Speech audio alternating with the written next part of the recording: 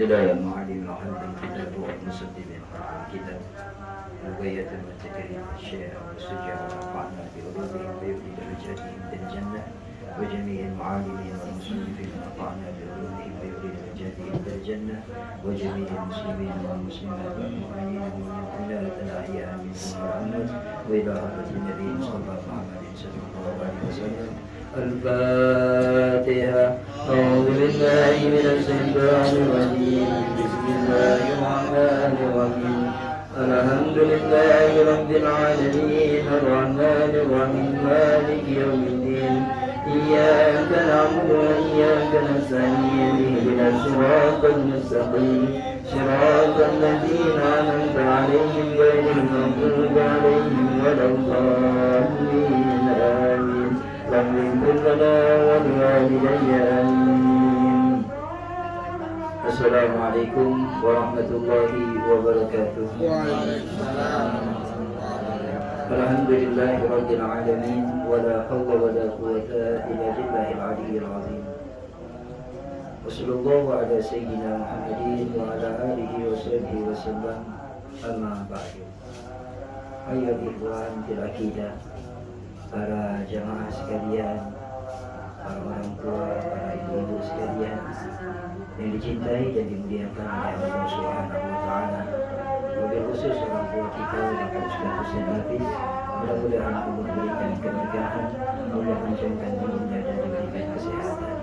Juga kepada ketua majlis Bapak Ustaz Yayan, Bapak Ali, serta segenap para jamaah yang tidak saya sebutkan namanya satu persatu, namun Allah Subhanahu wa taala telah menyebutkan di majlis yang lebih agung daripada majlis ini. Limpahan puji dan syukur pada Allah Subhanahu wa taala yang selalu mengkaruniakan kenikmatan pada kita. Allah tidak memberikan dan memandang kita dengan kebencian. Padahal terkadang perbuatan kita itu adalah perbuatan yang dibenci oleh Allah. Tapi Allah tidak membenci kita. Bahkan Allah menunggu kita agar kita sadar dari kesalahan yang kita perbuat di hadapan Allah.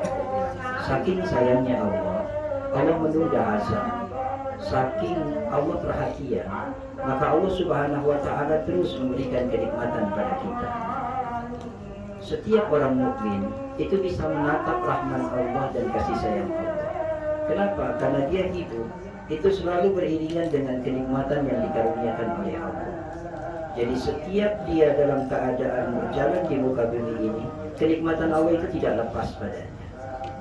Dan Allah selalu memberikan anugerah yang terbesar pada kita, yaitu mengenal Allah, tunduk dengan Allah, sujud di hadapan Allah, dan berterima kasih atas segala kenikmatan yang dikurniakan oleh Allah.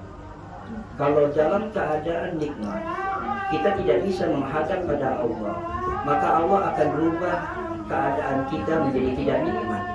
Tapi itu bukan Allah benci, tapi karena Allah memandang saat nikmat kita tidak bisa menghadap pada Allah, maka Allah ganti keadaannya menjadi tidak nikmat. Untuk apa? Tujuannya cuma satu, bagaimana setiap hamba Allah, umat baginda Rasulullah menghadap pada Allah. Sampai dikatakan oleh Syekh Ataillah dalam kitabnya, man lam yaqbal ala Allah bimulatifatil ihsan qayyida alaihi bisalasilil imtihan.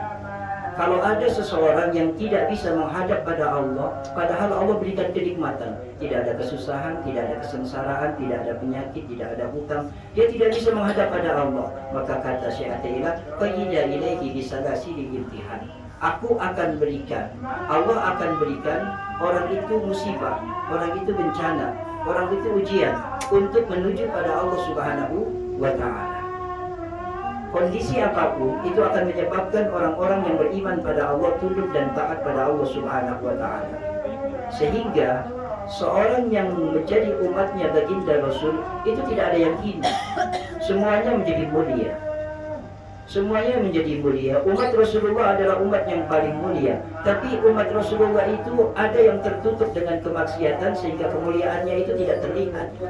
Ada yang tertutup dengan debu sehingga tidak terlihat. Umat Rasul itu bagaikan mutiara. Umat Rasul itu bagaikan intan. Ada intan yang masuk di dalam got, ada intan yang masuk dalam keadaan di lumpur, ada intan yang masuk dalam keadaan jatuh di tempat kotoran, dan hal itu tetap intan. Tapi orang yang mengerti akan mengangkat intan yang ada di kotoran untuk dibersihkan. Orang yang mengerti akan mengangkat intan itu dari tempat yang penuh dengan debu agar dia terlihat cahaya dan terlihat keindahannya. Semua umat Nabi adalah umat yang indah, umat yang mulia, umat yang dicintai oleh Allah Subhanahu wa taala. Oleh karenanya bersyukur pada Allah dijadikan umat Rasulullah Sallallahu Alaihi Wasallam. Salawat dan salam kepada baginda Nabi besar Muhammad Sallallahu Alaihi Wasallam. Semoga kita mendapatkan syafaat dari baginda Nabi besar Muhammad Sallallahu Alaihi Wasallam yang telah mengenalkan kita pada Allah, yang telah menjadikan kita bisa membaca Al-Quran, berdialog dengan Allah, yang bisa kita sujud di hadapan Allah karena tata cara yang dibuat oleh Rasul, bagaimana kita akhirnya bisa mendekat pada Allah sehingga kita mendapatkan ketenangan. Bayangkan hal-hal yang agamis atau hal-hal yang penuh dengan mendekat pada zat yang maha gaib itu lebih mendatangkan ketenangan. Saat kita tidak tenang, kita mulai sujud, hadir ketenangan. Saat orang sakit mulai merasakan sakitnya yang begitu parahnya, keluar dari lisannya kalimat Allah, Allah, Allah, atau dia bertasbih pada Allah, dia bertakbir pada Allah. Saking parahnya penyakit, mulai datang ketenangan. Ada orang yang terbelit dengan berbagai macam persoalan, dia panggil Allah, dia memuji Allah, mulai datang ketenangan. Jadi ketenangan itu adalah bersama dengan Allah Subhanahu wa taala walaupun keadaan itu tidak dirubah. Walaupun keadaan tidak dirubah, tapi engkau bersama dengan Allah, maka keadaan itu menjadi nikmat, menjadi indah. Inilah yang dikatakan oleh Allah dalam Al-Quran, La khaufun alaihim wa la hum yahzanun. Kamu jangan takut dan jangan khawatir, innallaha ma'ana. Selama Allah bersamamu, bersama kita. Kenapa? Karena rasa ketakutan itu bukan karena harta, bukan karena kesulitan, bukan karena penyakit, tapi rasa takut itu adalah karena kita jauh dari Allah Subhanahu wa ta'ala. Kalau bersama dengan Allah sudah selesai semua. Kita umpamakan adalah orang yang tidak punya uang, orang yang tidak punya harta, terus jalan-jalan. Yang mengajak jalan-jalan adalah orang yang punya harta. Orang yang punya uang, dia nggak puyeng. Walaupun dia tidak punya harta. Kenapa? Dia cuma informasikan, saya diajak jalan-jalan sama orang yang punya duit. Sudah, walaupun dia tidak punya uang, tenang dia. Kenapa? Diajak jalan-jalan oleh orang yang punya uang. Begitulah orang yang kekurangan, dia bersama dengan Allah. Allah punya segala-galanya. Lillahi ma fis samawati wa ma fil ardh. Semua yang ada di langit dan di bumi itu milik Allah. Lantas dia kekurangan dekat dengan Allah. Wallahi demi Allah, apa mungkin orang itu akan dalam keadaan gelisah ketika dia mendekat pada Allah yang memiliki segala-galanya? Dan Rasulullah mengajarkan pada umatnya, pada sahabatnya, bagaimana menghadapi kehidupan yang penuh dengan persoalan, dia bisa tenang. Karena orang yang hidup tidak bisa menjauh dari problem, tidak bisa menghindar dari bencana, tidak bisa menghindar dari musibah. Karena itu adalah garis takdir Allah. Alam ta'lam annallaha ala kulli syai'in qadir. Apakah kau tidak tahu kalau aku maha kuasa? Maka kekuasaan Allah terjadi. Kita tidak mau sakit-sakit, kita tidak mau kurang-kurang, kita tidak mau ribut-ribut, kita tidak mau dalam keadaan susah-susah. Kenapa? Karena Allah telah bilang dalam Al-Quran, Alam ta'lam annallaha ala kulli syai'in qadir. Aku maha kuasa. Aku tahu engkau tidak ingin kekurangan, tapi aku buat engkau kekurangan. Aku tahu engkau tidak ingin sakit, tapi aku buat sakit. Aku tahu engkau tidak ingin gelisah, aku buat gelisah. Aku tahu bahwa engkau tidak ingin dalam keadaan hidup penuh dengan masalah, aku turunkan masalah. Alam ta'lam annallaha ala kulli syai'in qadir. Agar engkau tahu bahwa aku maha kuasa dan engkau tidak kuasa. Para jamaah sekalian yang dicintai dan dimuliakan oleh Allah, mudah-mudahan kita semua diampuni oleh Allah Subhanahu wa taala dan dijadikan umat baginda Rasulullah yang selalu mendapatkan kekuatan untuk hidup dengan cara baginda Nabi Muhammad sallallahu alaihi wasallam. Insyaallah kita akan lanjutkan pembahasan kitab fikihnya, yaitu pada bab wa raka'atil fara'idi. Kita lanjut pada masih pembahasan salat karya daripada Abu Suja At-Takrib. Bismillahirrahmanirrahim. Qala mu'allif rahimakumullah wa nafa'na bi ulumihim wa yu'li darajatihim bil jannah. Qalu la ilma lana illa ma 'allamtana innaka antal alimul hakim. Allahumma hdini fi man hadait, la ilaha illa anta subhanaka inni kuntu minaz zalimin. Faslun ay hadza fasal, bermula ini fasal wa raka'atil fara'idi, jumlah bilangan rakaat di dalam salat fardu itu sab'ata asyara rakaatan. Itu sab'ata asyara rakaatan itu ada 17 apanya rakaatnya. Jadi dalam sehari semalam kita sholat ada 17 rakaat. 17 rakaat itu adalah 17. Kenapa? Karena orang biasanya lebih banyak beraktivitas itu 17 jam. Sisanya adalah tidur. Jadi karena 17 jam dia lebih banyak bergejolak dengan dunia, maka 17 rakaat itu menghapus daripada 17 jamnya. Sedangkan sisanya dia buat tidur tidak ada dosa. Jadi orang kalau tidak berdosa itu hanya satu keadaannya, saat dia tidur. Makanya kalau kita ingin tidak banyak dosa, banyak-banyak tidur. Banyak-banyak tidur kalau tidak mau banyak dosa. Karena kalau kita sudah melek, sudah persiapkan segala apapun yang kita lihat itu akan menjadi timbul dosa. Tapi problemnya bukan dosa, problemnya adalah tidak berjumpa dengan Allah 17 rakaat itu menjadi masalah. Kalau berbuat dosa sudah manusiawi, mahadul khotoya wa nisyan. Manusia itu tempatnya dosa dan tempatnya kesalahan. Allah tempatnya pengampunan dan tempatnya mengampuni setiap kesalahan. Sehingga ada 17 rakaat. Jadi 17 rakaat itu bukan untuk orang suci, tapi orang-orang yang merasa bahwa dia punya kesalahan, punya sesuatu yang tidak baik di hadapan Allah. Akhirnya dia datang pada Allah, dia angkat tangan pada Allah. Aku nyerah ya Allah, Akbar. Aku nyerah dengan segala kelemahanku. Dia takbir mengagungkan Allah. Akhirnya 17 rakaat dia takbir. Makanya di dalam sholat 17 rakaat, kalau dia jaga, maka Allah akan menjaganya. Ihfadillah yahfadka. Engkau jaga Allah, Allah akan menjagamu. Jadi kalau engkau jaga 17 rakaat, Allah akan menjaga kita. Kita tinggalkan 17 rakaat, Allah tidak menjaga kita. Jadi kalau tidak menjaga kita, maka maksiat yang dikerjakan oleh orang yang tidak dijaga oleh Allah tidak akan ada pintu penyesalan. Perbedaannya cuma satu, karena dia tidak menjaga perintah Allah 17 rakaat, maka dia akan bangga dengan maksiat. Orang yang tidak sholat bangga dengan maksiat. Orang yang sering sholat nyesel dengan maksiat. Itu saja.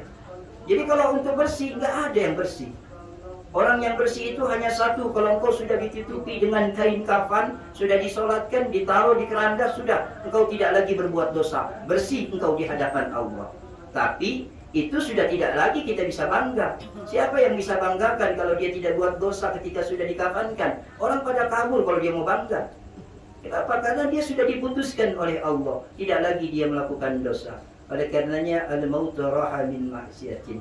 Kematian itu adalah istirahatmu dari berbuat dosa. Sehingga orang-orang yang cinta dengan Allah rindu dengan kematian. Memang dunia ini aku tidak bisa menghindar dari maksiat ya Rabb, tapi ada kematian yang aku akan tunjukkan bahwa aku tidak lagi bermaksiat di hadapanmu ya Rabb. Jadi kematian itu satu keindahan ketika dia tidak lagi dalam keadaan disiksa oleh Allah karena sebuah dosanya. Ada orang sering mabuk umurnya pendek. Kenapa? Allah sayang. Agar apa? Tidak banyak-banyak dia melakukan dosa. Ada orang taat umurnya panjang.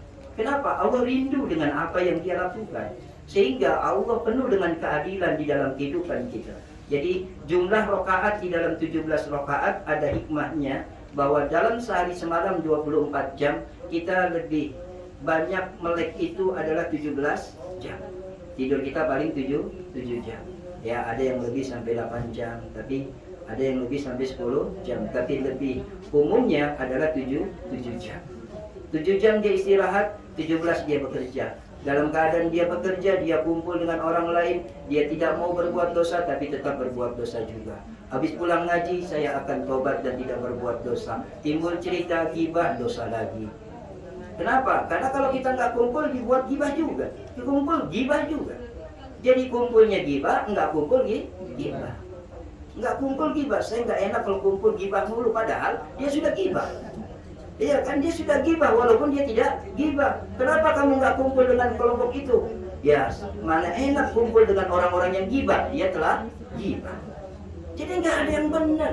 Yang benar hanya satu. Kata Nabi, "Man kana yu'minu billahi wal yawmil akhir, falyakul khairan aw liyaskut."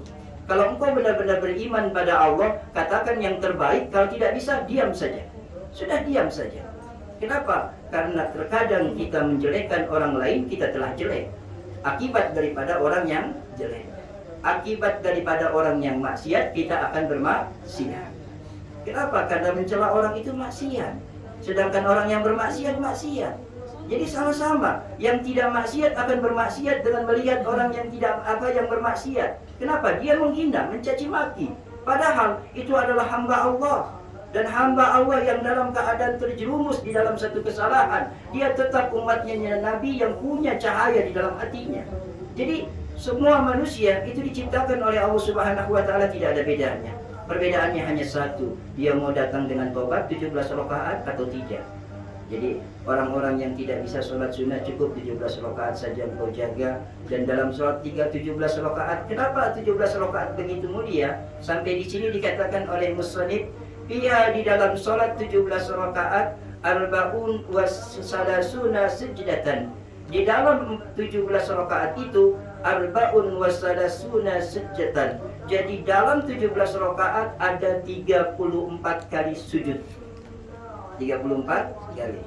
Benar gak Bu? 34 kali. Belum ngitung saya. 17 rakaat 34 kali sujud. Ya, hitunglah. Jadi 1 rakaat 2 sujud. 17 menjadi 34. Baru sekarang saya tahu ada 34. Karena saya baru baca kitab Bu. Tadinya saya nggak tahu. Jadi 34 sekali kita sujud di hadapan Allah. Sedangkan saat dia sujud, itu adalah orang yang paling dekat. Sehingga kalau dia sujud 17 rakaat, dia sujud berarti 17 rakaat itu menghasilkan 34 kali dia sujud. 34 kali kata Nabi orang yang sujud adalah abdun qaribun ilallah. Hamba yang paling dekat pada Allah adalah ketika hamba itu abdun sajidun. Hamba yang sujud di hadapan Allah itu adalah hamba yang paling dekat. Coba bayangkan Bu, saking begitu terjaganya, orang yang sholat sujud 34 kali punya utang, pernah sujudnya minta bayar utang? Enggak bisa. Dia akan katakan subhana rabbiyal a'la wa bihamdihi. Padahal utangnya banyak.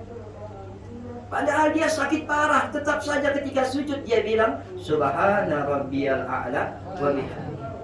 Kalau mau coba aja sujud, ya Allah tolong utang lunas ya Rabb, sholat jadi nggak sah.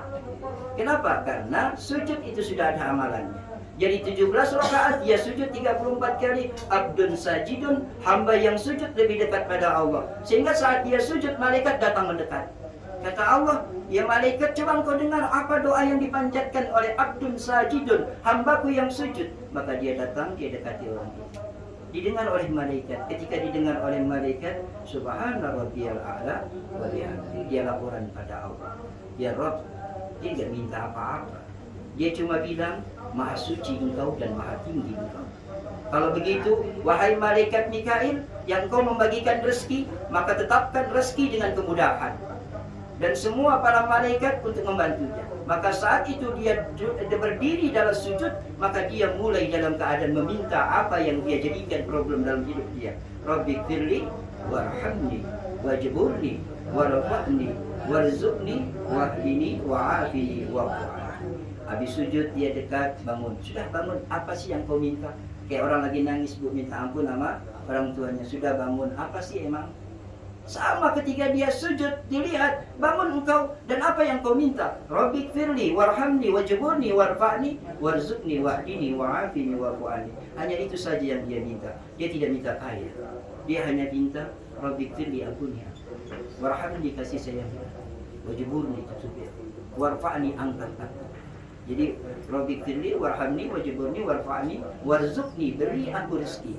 Rezeki itu apa? Rezeki itu adalah sesuatu yang bisa engkau mendekat pada Allah, yang bisa engkau dalam keadaan mengenal Allah Subhanahu wa taala, bukan segala kenikmatan dan materi. Kalau saja engkau diberikan materi yang banyak tapi engkau menjauh dari Allah, itu adalah azab, bukan kenikmatan. Kenikmatan itu adalah sesuatu yang bisa mendekat pada Allah. Makanya, mana yang kita pilih? Kaya masuk neraka atau miskin masuk surga? Ya, gitu. Jadi tetap, apa yang diberikan oleh Allah memunculkan kita pada pendekatan pada Allah. Jadi kalau, ya alhamdulillah kalau Allah beri kaya, kita masuk surga. Tapi kan kadang-kadang Allah berikan miskin untuk masuk surga, kita jadikan juga miskin kita jadi masuk neraka. Alangkah sedihnya orang yang diciptakan oleh Allah dengan kemiskinan dia masuk neraka. Padahal dia lebih mudah untuk masuk dalam surga. Dia redha saja bikismati minallah, sudah dia ahli surga. Kalau orang itu redha dengan pembagian Allah. Sampai dikatakan, barang siapa yang di pagi hari dia ngedumel dalam hidupnya karena kekurangan, maka kata Nabi, sungguh dia telah protes di hadapan Allah Subhanahu wa ta'ala. Pagi-pagi mau masak beras habis, suami udah kerja, udah ngedumel aja. Ini nggak ditinggalin duit, men, berangkat aja. Padahal simpel, kalau nggak ada beras ya nggak usah masak. Nah kalau suaminya pulang nggak masak, nggak ada duit buat beli beras, selesai. Tapi ya itu, kenapa? Karena dalam hidup ini selalu Allah Subhanahu wa ta'ala menciptakan kita selalu dalam keadaan penuh dengan problem. Tapi problem itu adalah untuk menuju bagaimana Allah memberikan persoalan. Coba Bu, kalau keluarganya Nabi kan enak. Nabi pulang, ada yang dimakan? Nggak ada ya Rasulullah. Kalau begitu aku puasa deh. Nah kalau suaminya kayak begitu kan enak juga Bu. Ada yang dimakan? Nggak ada. Akhirnya kalau sudah sampai akhirnya Nabi bilang seperti ini, baiti jannati, rumahku adalah surgaku. Kenapa? Ketika dia kurang, dia tidak meributkan kekurangan. Nabi sering kekurangan hidupnya, tapi tidak meributkan. Kalau engkau angkat kekurangan dalam keluargamu, maka terjadilah perpecahan, terjadilah keributan. Jangankan kurang, lebih aja bisa ribut. Jangankan kurang, lebih juga bisa ribut. Oleh karenanya, di dalam sholat 17 rakaat dia sujud, maka saat itu abdun sajidun, hamba yang dekat dengan Allah Subhanahu wa ta'ala, dan dia muji pada Allah. Ini sujudnya. Terus dikatakan lagi oleh musannif, wa arba'un wa tis'una takbiratan. Dalam 17 rakaat itu ada 94 takbir. Jadi 94 takbir. Coba hitung dulu. Sehari semalam 17 rakaat, takbirnya ada 94. Kalau nggak percaya mulai hitung deh, ntar pulang. Nah, jadi di kitab ini dibilang bahwa orang yang sholat 17 rakaat berarti dia bertakbir 94 kali. Mulai nanti pulang hitung. 1, 2, 3, berapa rakaatnya sampai 94. Wa tasyahud tasyahadatin, dan ada 9 tasyahud di dalam sholat 17 rakaat. Jadi 17 rakaat itu ada tasyahudnya, ada tahiyatnya sebanyak 9 kali. 9 kali, betul, karena subuh 1 kali, sedangkan sholat fardu yang lainnya 2 kali. Jadi ada 9 kali dia mengucapkan apa tahiyat akhir. Apa tahiyat dalam keadaan sholat, tahiyat awal dan tahiyat akhir. Makanya subuh itu tidak ada tahiyat, subuh tidak ada tahiyat akhir awalnya, tapi hanya tahiyat akhir. Sedangkan 2 sholat itu ada tahiyat awal dan ada tahiyat akhir. Dan berikutnya lagi dikatakan oleh musannif, wa isrun taslimatin, dan ada 10 dia salam. Ada 10 dia salam di dalam sholat 17 rakaat. Salam ke kanan dan salam ke kiri. Assalamualaikum warahmatullahi wabarakatuh. Assalamualaikum warahmatullahi. Dia ucapkan salam ke kanan dan ke kiri. Siapa? Kanan kirinya saudaranya. Orang yang paling dalam keadaan benci, sholat jamaah selesai kebenciannya. Dia salam ke kiri dan ke kanan. Dia ucapkan salam. Kenapa salam? Itu adalah doa. Dan dia ucapkan salam kepada seluruh doa itu. Jadi orang yang salam adalah ada yang menjawab. Sama di tahiyat juga begitu, Bu. Kita ada salam pada Nabi Sallallahu Alaihi Wasallam. Sampai dikatakan dalam satu hadis, tidaklah seorang hamba mengucapkan salam kepadaku kecuali Allah mengembalikan ruku untuk menghampiri orang yang mengucapkan salam, dan aku jawab salamnya. Jadi ketika kita tahiyat, assalamu alayka ayyuhan nabiyyu wa rahmatullahi wa barakatuh. Salam padamu ya Rasulullah, ya Nabi. Nabi menjawabnya, wa alaikumussalam. Jadi selalu dijawab oleh Nabi. Kenapa? Karena Nabi telah bersabda dalam hadisnya yang diriwayatkan oleh Imam Muslim, tidaklah seorang hamba mengucapkan salam kepadaku kecuali Allah mengembalikan ruku, maka saat itu aku menghampiri orang yang mengucapkan salam dan aku jawab salamnya. Ini kalau yang jawab salamnya Nabi, maka terangkatlah kemuliaan seorang hamba. Sehingga hamba yang sholat adalah hamba yang mulia. Dan tidak ada satu noda pun boleh nempel kepada orang yang sholat. Jadi orang yang sholat itu benar-benar bersih dan suci. Kenapa? Karena kalau sholat itu dua nempel maksiatnya, sudah, sholatnya menjadi kotor. Orang yang sholat enggak gibah. Kalau gibah batal, Bu. Nah, orang yang sholat menjaga semuanya. Kejujuran, dan dia dalam keadaan tunduk di hadapan Allah. Salat 17 rakaat menghasilkan sifat-sifat yang mulia. Jadi wajarlah kalau Allah dalam Al-Quran mengatakan, Inna salata tanha anil fahsya'i wal munkar. Kalau engkau sudah salat, maka pasti engkau tercegah dari perbuatan keji dan munkar. Jadi salat inilah yang menjadi satu barometer agar kita menjadi hamba yang tunduk di hadapan Allah atau tidak. Salat yang bagaimana? Salat yang didasarkan dengan kelemahan dan kekotoran di dalam diri kita dan datang di hadapan Allah dengan segala kemaksiatan dengan bertunduk di hadapan Allah. Namun kalau salatnya dengan kesombongan, maka salatnya juga tidak mendapatkan nilai apapun. Jadi tidak semua orang yang salat dalam keadaan sama. Ada yang datang dengan kesombongan di hadapan Allah, ada yang datang dengan tunduk dan rasa malu di hadapan Allah, ada yang datang dalam keadaan dia benar-benar di hadapan Allah ingin mendapatkan makfirahnya. Orang yang datang di hadapan Allah dengan kesombongan, maka salatnya hanya menutupi aib pada dirinya.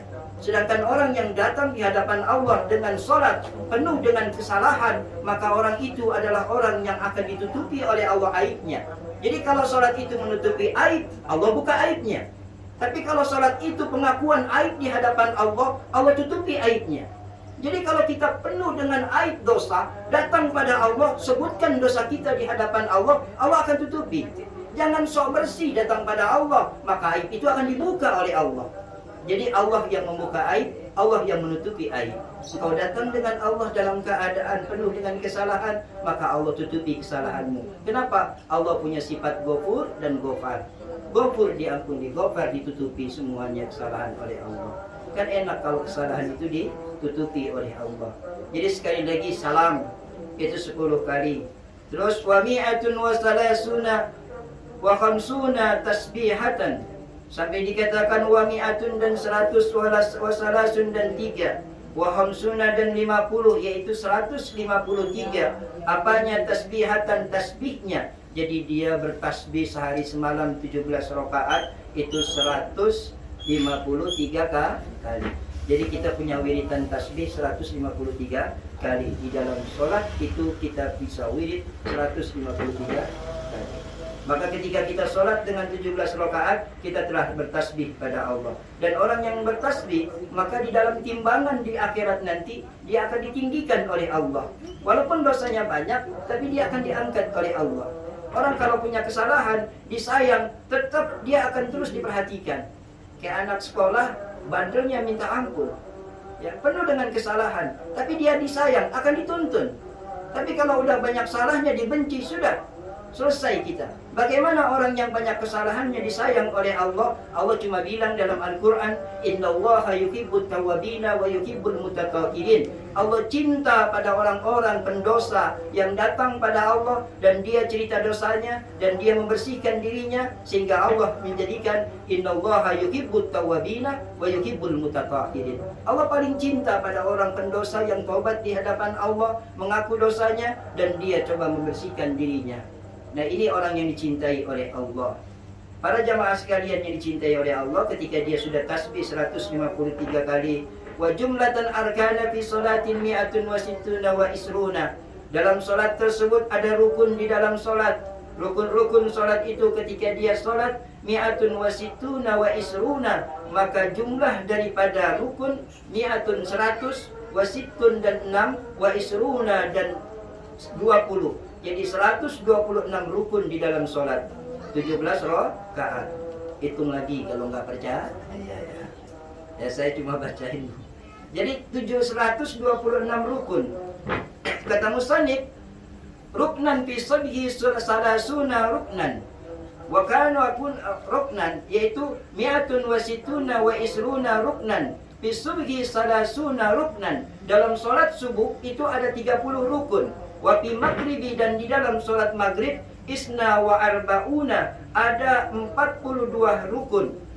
Ruknan akan rukunnya. Wa fi rubaiyatin, dan dalam sholat 4 rakaat arba'atun wa khamsuna ruknan, ada 54 rukun. Jadi sholat 4 rakaat rukunnya 54. Sholat maghrib itu dikatakan oleh musannif rukunnya ada 42. Sholat subuh rukunnya ada 30. Mulai nanti subuh hitung ada berapa rukunnya. Isa ada berapa rukunnya? Karena hitung rukun itu Bu, walaupun kita sudah tahu jumlahnya, itu dihitung, maka hitungan lelahnya kita itu menjadi nilai ibadah. Makanya itu yang orang-orang dulu itu selalu menghitung. Coba ayat Quran dihitung jadi 6.666 ayat. Kalau nggak ada yang hitungnya sampai sekarang juga kita nggak tahu jumlahnya berapa. Berarti yang menghitung awal para ulama itu adalah punya nilai keutuhan. Sama juga dengan ayat-ayat Quran juga begitu. Al-Fatihah ada berapa ayat, An-Nas ada berapa ayat, Al-Ikhlas ada berapa ayat. Makanya kalau ditanya Al-Ikhlas ada berapa ayat, hitung dulu. Saya nggak pernah ngitung ayatnya. Kenapa? Karena menghitung itu akan menjadikan kita lebih dekat dengan Allah Subhanahu wa Ta'ala. Para jamaah sekalian yang dicintai oleh Allah, dan berikutnya dikatakan oleh musannif wa man ajaza 'anil qiyami fi faraditin shalla jalisan. Wa man, dan bermula orang ajaza yang tidak sanggup 'anil qiyami dari berdiri fil faridatin di dalam kefarduan, shalla maka salatlah jalisan dalam keadaan duduk. Jadi sholat berdiri, boleh duduk kalau dia tidak bisa berdiri. Jadi boleh duduknya karena apa? Karena tidak bisa berdiri. Siapa yang menyebabkan tidak bisa berdiri? Allah yang menyebabkan. Jadi kalau Allah sudah bilang engkau tidak bisa berdiri, boleh datang sholat dalam keadaan duduk. Berarti orang yang nggak bisa berdiri sholat duduk ada kemudahan. Kemudahannya adalah duduk. Ada orang bisa berdiri, sholatnya duduk, sah atau tidak? Tidak sah sholatnya. Kalau dia bisa berdiri, lantas dia duduk. Kalau mau duduk, minta penyakit dulu. Kenapa? Karena orang yang mau duduk, sholatnya harus disyaratkan dia tidak bisa berdiri. Jadi kalau orang yang sholat nggak bisa berdiri, alhamdulillah. Kenapa sholatnya bisa duduk? Masih ada syukur di situ. Terima kasih ya Rob, engkau jadikan sholatku duduk. Yang sehat iri. Enak banget nih duduk sholat. Padahal mah dia bisa diri. Kenapa? Karena dirinya ada orang yang kemampuan berdiri tidak bisa lama tegak, maka dia pakai bangku untuk duduk. Bukan karena dia tidak bisa berdiri, tapi karena kemampuan berdiri tidak begitulah lama. Ada orang yang tidak mampu berdiri begitu lamanya. Apalagi imamnya benar-benar lagi hafal Quran. Kacau juga urusannya. Kenapa? Ayatnya panjang? Lagi baca panjang, dianya tidak kuat. Makanya ketika itu dia coba dalam keadaan duduk. Kenapa? Barang siapa yang tidak mampu dalam berdiri, maka silakan engkau sholat duduk.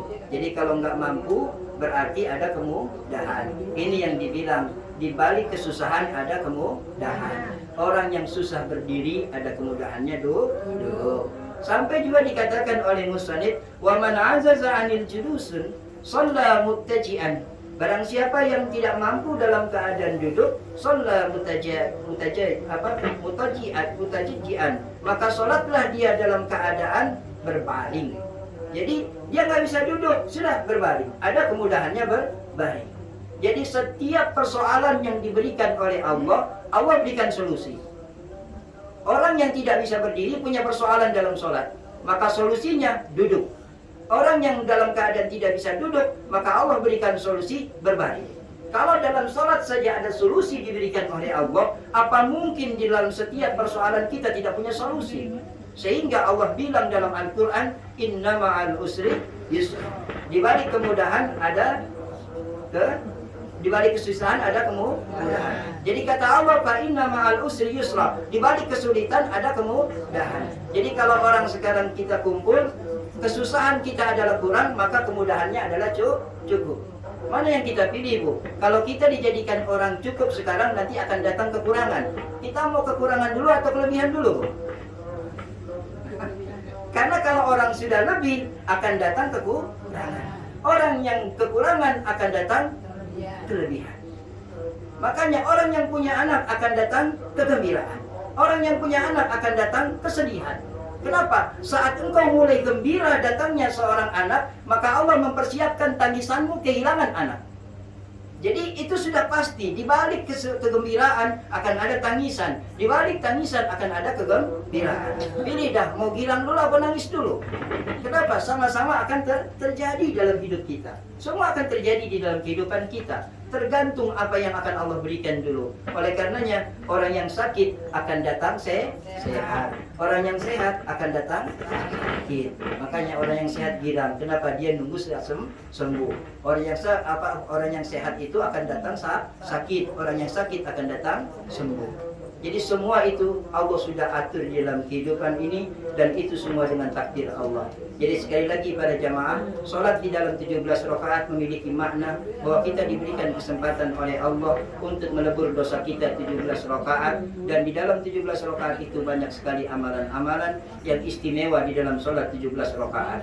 Oleh karenanya Nabi memerintahkan kita untuk menjaga solat 5 waktu di dalam sehari semalam, dan Allah Subhanahu wa taala juga memerintahkan pada kita, inna salata kanat 'alal mu'minina kitaban mawquta. Salat itu sudah ada catatan-catatannya, waktunya telah ditetapkan oleh Allah Subhanahu wa taala. Saking Allah tidak mau orang itu tertinggal salat, maka Allah berikan waktu yang begitu panjangnya. Allah tidak mau ada orang yang tinggalan sholat, maka zuhur dikasih waktu oleh Allah. Kalau engkau tidak bisa saat azan berkumandang, silakan datang jam 1. Engkau tidak bisa datang jam 1, silakan datang jam 2. Engkau tidak bisa datang jam 2, silakan datang setengah 3. Enggak bisa juga datang asar tapi sambil nangis-nangis. Kenapa? Karena tertinggal dengan sholat fardu yang Allah Subhanahu wa taala perintah. Kenapa? Karena orang yang dalam keadaan sholat dikasih waktu begitu panjangnya. Kalau orang buat undangan, itu nggak ada waktunya, kacau, Bu. Undangan pernikahan dari jam 7 sampai setengah 8, setengah jam doang. Susah datangnya. Yang datang juga nggak banyak. Kenapa? Dia lagi di perjalanan udah setengah 8. Akhirnya undangannya sepi. Kenapa? Waktunya begitu mepet. Dan Allah tidak membuat waktu itu begitu mepet. Zuhur sampai dengan asar begitu panjangnya diberikan kesempatan oleh Allah.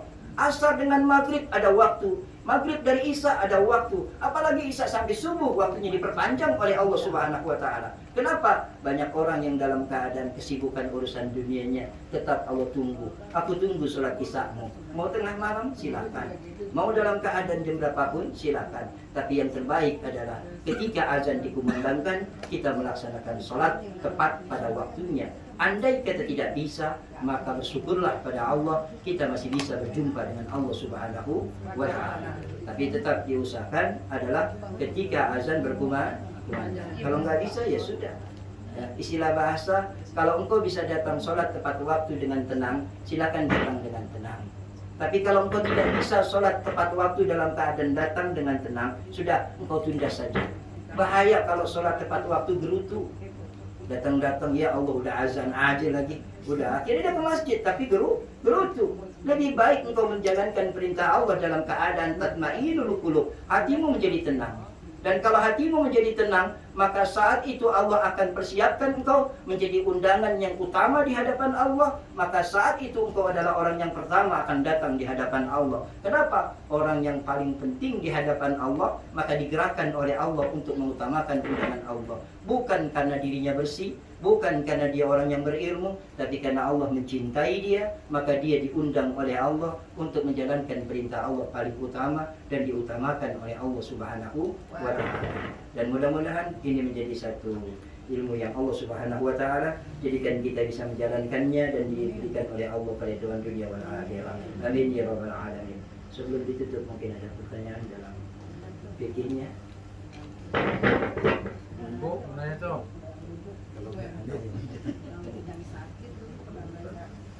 Oh, Ada. paham dah ya? Ada ya. Guru. Nah, tinggal itu aja Bu. Tangan Bu ya. Insya Allah ya. Jadi itu aja, mudah-mudahan Allah Subhanahu wa ta'ala berikan kita keridhaan di dunia wal akhirah. Qul kana wa nabiyuna qul zikri fa'lam annahu la ilaha illallah. La ilaha illallah. La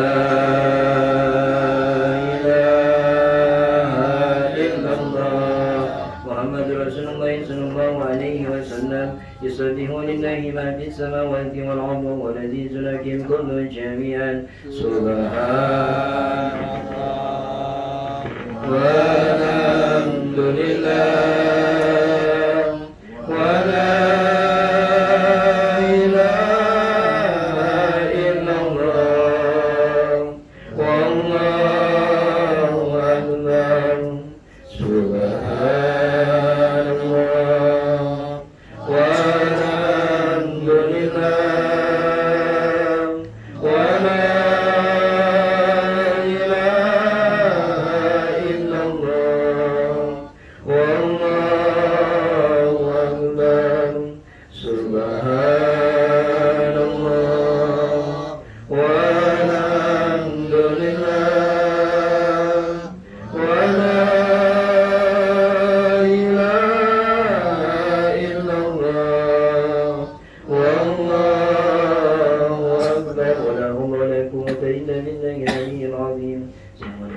segala kesalahan dan kekurangan. Semua kebaikan adalah petunjuk dan hidayah dari Allah. Subhanallah bihamdika asyhadu an la ilaha illa anta astaghfiruka wa atubu ilaik. Wa billahi taufiq wal hidayah. Assalamualaikum warahmatullahi wabarakatuh.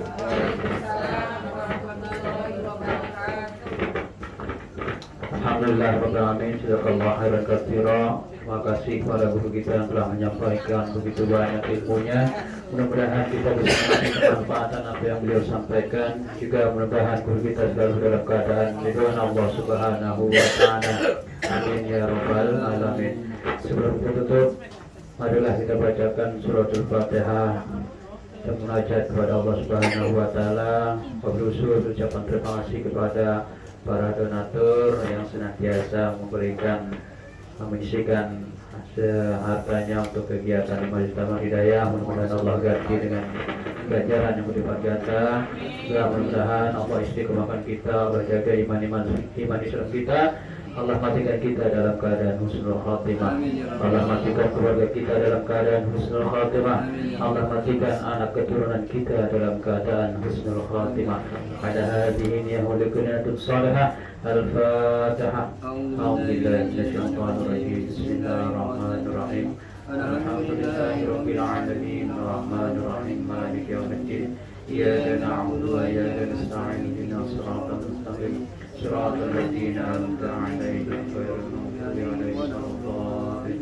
رب اغفر لنا ولوالدينا وارحمنا يا كريم وارحمنا يا رحيم. اللهم بحق الفاتحة وبشر الفاتحة وبكرامة الفاتحة يا فارج الهم يا كاشف الغم يا من عبده يغفر ويرحم يا دافع البلاء يا الله يا رحمن يا دافع البلاء يا الله يا رحيم. دعوهم فيها سبحانك اللهم وتحياتهم فيها السلام وآخر دعوهم الحمد لله رب العالمين. اللهم ارحمنا بالقرآن واجعله لنا إماما ونورا وهدى ورحمة. اللهم ذكرنا منه ما نسينا وعلمنا منه ما جهلنا وارزقنا تلاوته آناء الليل وأطراف النهار واجعله لنا حجة يا رب العالمين. والحمد لله رب العالمين. Dikurangi kami mohon maaf. Billahi taufiq wal hidayah. Assalamualaikum warahmatullahi wabarakatuh.